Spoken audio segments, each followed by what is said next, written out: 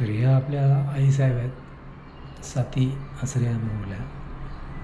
यांचा आपल्याला वारंवार साक्षात्कार होत असतो बालपणापासून, आणि आज आपण प्रत्यक्ष त्यांची प्राप्ती मंगळवारच्या दिवशी केलेली आहे. तर हा त्यांचा मंदिर, त्यांचा राजवाडा आपल्याला बांधून द्यायचा आहे. अतिशय सुंदर आणि सुवर्ण स्वरूपात. वटवृक्ष, जुनं देवालय, ओरिजिनल